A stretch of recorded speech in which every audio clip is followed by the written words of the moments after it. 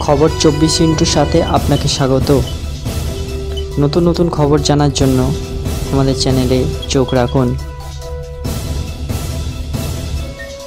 বচ্চন পরিবারে অশান্তির খবর এখন মায়ানগরীতে চর্চিত বিষয়। কানাঘুষো তাদের পারিবারিক জটিলতা কমার নাকি কোনো নামগন্ধ নেই। এর মধ্যেই বিচ্ছেদের জল্পনা ঐশ্বর্য রাই অভিষেক বচ্চনের।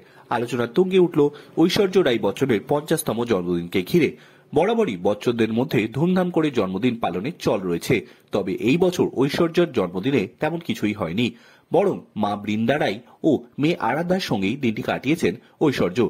দায়সারাভাবে শুভেচ্ছা বার্তা দেন অভিষেক, এমনটাই দাবি নেটপাড়ার।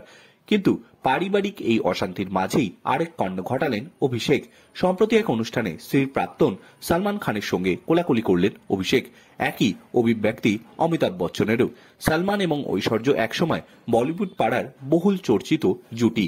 দুইজনের সম্পর্ক জায়গা করে নিয়েছিল সংবাদ শিরোনামে।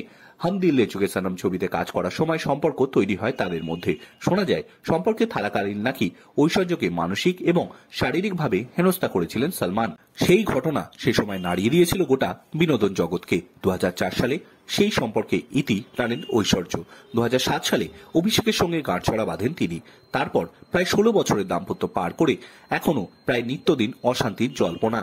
এর মধ্যে বলিউডের খ্যাতনামা পরিচালক আনন্দ পণ্ডিতের জন্মদিনে সালমানের সঙ্গে কোলাকুলি করলেন অভিষেক। বিগ বুল, টোটাল ধামাল, সরকার 3, চেহেরের মতো ছবি প্রযোজনা করেছেন আনন্দ। তার 60 বছরের জন্মদিনে আমন্ত্রিত ছিলেন তার ইন্ডাস্ট্রি বন্ধুরা। ছেলে অভিষেককে নিয়ে হাজির অমিতাভ। সেখানেই দেখা হয়ে যায় সালমানের সঙ্গে। বাবা ছেলে দুজনকেই আলিঙ্গন করে সালমানকে। বেশ কিছুক্ষণ খোশ গল্প করতে দেখা যায় তাদের। সমাজ মাধ্যমের পাতায় ভাইরাল সেই ছবি। ইতিমধ্যেই দুইজনের এই ছবি নিয়ে হাসাহাসি শুরু হয়েছে নেটপাড়ায়। কেউ কেউ আবার সমবেদনা জানিয়েছেন ঐশ্বর্যকে।